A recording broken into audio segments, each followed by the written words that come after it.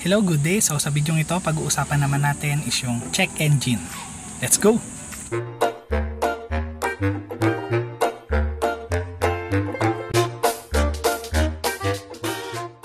So, ano ba yung check engine? Yung check engine is itong umiilaw na to.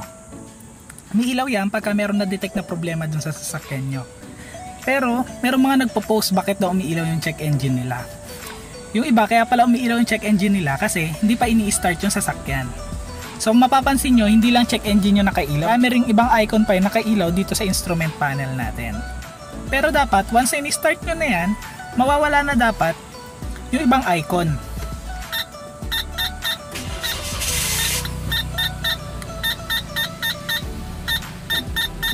So ayun, nawala na yung ibang icon. Na natira na lang yung sa pinto. Kasi hindi ko sinara yung pinto. Pangalawa, yung seatbelt kasi hindi ako naka-seatbelt. Pangatlo, itong sa handbrake kasi naka-handbrake ako. So, ano ba dapat gawin pagka umilaw yung check engine dun sa sasakyan? Actually, ang pinaka best na kailangan gawin is dalhin sa kasa. Lalo na kung meron pang warranty yung sasakyan. Maganda, ma-scan nung kasa yung sasakyan nyo para malaman kung ano talaga yung pinaka-problema ng sasakyan. Isa doon sa pinaka-common na reason kung ba't umiilaw yung check engine ng Wigo is yung wire number 6. Kasi dun sa pagkakagawa ng wire number 6, masyado maiksi yung nagawa ng manufacturer. So, once na nagbabibrate na yung part ng engine ng sasakyan, mabilis na napuputol yung mga wire dun sa wire number 6. Pero, hindi sa lahat ng oras, yung wire number 6 dapat yung sinisisi once na umilaw yung check engine.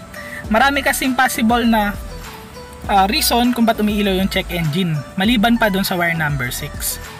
Pero meron mga step na pwedeng subukan upang mawala yung check engine. Una, tanggalin nyo yung terminal ng battery para ma-reset yung sasakyan. Minsan kasi kaya lang naman lumalabas yung check engine na logo, minsan meron tayong binaklas dun sa sasakyan, tapos pagbalik natin may check engine na. Minsan kailangan nyo lang i-reset yung sasakyan, tanggalin nyo yung terminal ng battery. Mga 30 to 40 seconds pwede na yon para ma-reset yung sasakyan nyo. Pero kung gusto nyo makasigurado, gawin yung 1 minute. Pangalawa, minsan kaya kasi lumalabas yung check engine na logo, nabasa yung ilalim ng sasakyan, lalo na kung lumusong kayo sa baha. Meron kasing sensor dun sa ilalim ng sasakyan na pagka nabasa, nagma-malfunction. Nagkukos yun para lumabas yung check engine na logo. So ang gawin nyo, patuyuin nyo muna yung sasakyan nyo, tapos try nyo ulit i-start, or bago nyo i-start, bunutin nyo muna ulit yung terminal ng battery tapos i-start nyo.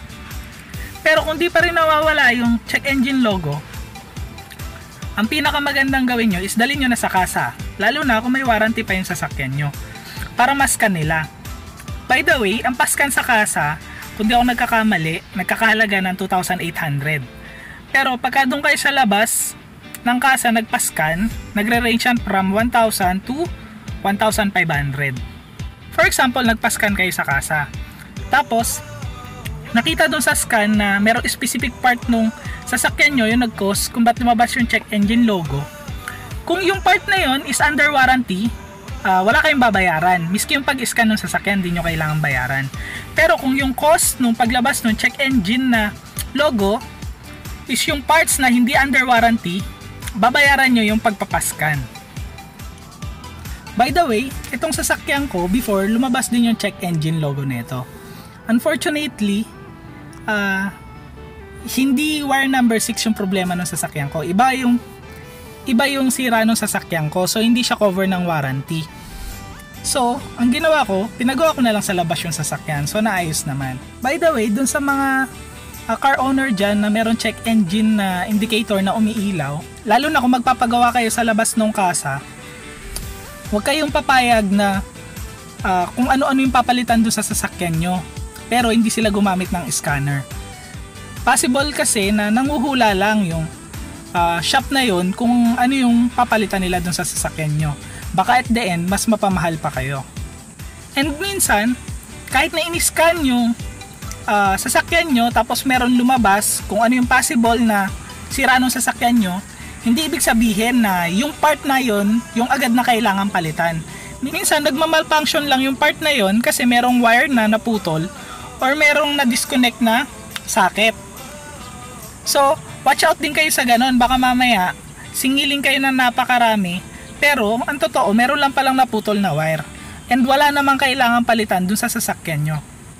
So, kung na-try nyo na yung mga simple tips natin para mawala yung check engine nyo, pero hindi pa rin nawala yung check engine logo, pinaka best talaga na kailangan gawin dyan is paskan nyo na yung sasakyan nyo. Para at least malaman talaga kung ano yung nagkukos kung ba't lumalabas yung check engine ng sasakyan.